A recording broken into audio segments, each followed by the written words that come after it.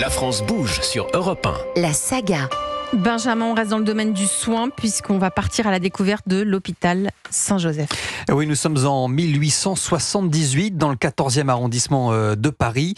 Monseigneur Maurice d'Ulst, fondateur de l'Institut catholique de Paris, rêve d'un hôpital pour former les étudiants. Et c'est sur ce terrain, situé au sud de Paris, que l'hôpital Saint-Joseph va devenir une réalité grâce à de nombreux bienfaiteurs, comme le raconte Régis Moreau, le directeur actuel de la fondation de l'hôpital. Il est clair que l'hôpital s'est construit grâce à des familles fondatrices qui ont accompagné, et plutôt que d'aller en villégiature en bord de mer, préféraient consacrer leur temps et leur argent pour accompagner des personnes qui étaient démunies dans le quartier qui est dans le 14e arrondissement et leur permettre d'avoir un accueil et une prise en charge médicale. C'est pour cela effectivement que nous avons encore au sein de notre conseil d'administration deux des familles fondatrices qui ont participé à la construction, à la création et qui de génération en génération ont continué à être présentes au sein de nos conseils d'administration et qui désignent d'ailleurs régulièrement, à peu près toutes les 4 ans, redésignent un membre de la famille pour représenter les familles fondatrices qui sont à l'origine de la création de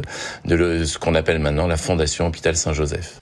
En 1910, l'hôpital s'agrandit avec une architecture pavillonnaire. Vous le voyez, ce sont des grandes maisons en briques et pierres roses qui étaient pensées déjà à l'époque pour humaniser les soins. Et même une chapelle pleine de vitraux qui devient le cœur spirituel de l'établissement. Alors c'est ici que l'on va développer les tout premiers soins palliatifs et même les premières interventions à cœur ouvert. À l'époque, l'hôpital ne compte que 400 lits, à peine 20 médecins. Ce sont surtout les bonnes sœurs qui soignent et sont présentes au chevet des malades. Il y avait des médecins, mais il y avait principalement des sœurs qui étaient, on va dire, les infirmières, qui étaient les sœurs supérieures, qui accompagnaient. On n'était pas du tout dans le même monde qu'on peut connaître aujourd'hui.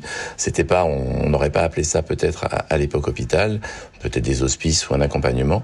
Et bien sûr, il y avait des médecins et quelques chirurgiens qui étaient entourés de deux sœurs pour former les étudiants à la médecine et surtout former des infirmières pour pouvoir accompagner ces patients.